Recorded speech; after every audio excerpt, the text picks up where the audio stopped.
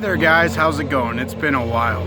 I haven't done a review in a while, but in continuation of, sorry I was a little distracted, in continuation of our Halloween reviews that I said I would be reviewing every Halloween film coming up, leading up to the upcoming Halloween film,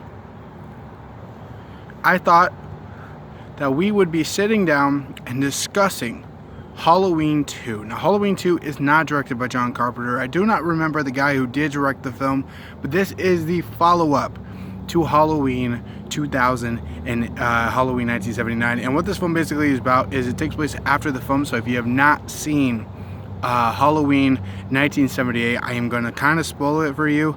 Basically, Jamie Lynn Curtis in a scene in the film is basically after the entire attack, she's in the hospital and Michael Myers pretty much is coming to kill her, persuading craziness. Now, I know there's a lot of people who agree with me when saying that Halloween 2 is actually not that bad that many people say. I really enjoy Halloween 2 for the type of film it is.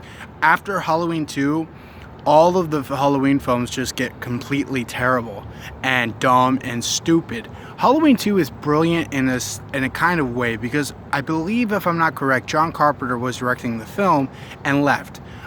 This was probably one of the only sequels that even John Carpenter would probably ever do, but there was a way because he didn't want to direct the film. I think he didn't want to direct after a certain amount of time, and then he just decided, hey, I'm going to score the film. This definitely doesn't feel like a John Carpenter Halloween film. It feels like a director who's directing in the film.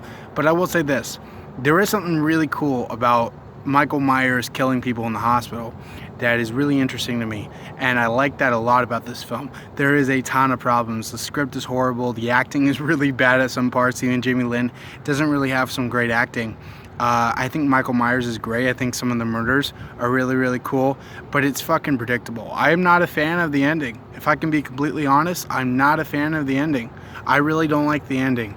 So for me to say that, it does feel like Halloween Part 2, and it feels like a gimmick. I understand that they were trying to go for like the Godfather Part 2, like with Halloween, but in its different rights, but it just doesn't work out for me. And unfortunately, that is the biggest problem with the film. It doesn't work out a lot. There's a lot of the movie, like the first half, that I think is great, that I think works a lot, and the second half really doesn't. So that being said, I'm going to give Halloween a 3.5 out of 5. Halloween 2. I think it's a good movie. I think that it has flaws, but I think it's definitely an improvement over the next couple films that we are going to talk about. So I'm going to be reviewing every Halloween movie pretty much until Halloween in a couple weeks. So next is actually, unfortunately, Halloween Season of the Witch, which I'm very excited to talk about. So that being said, guys, thank you so much for watching, and we'll see you guys next time.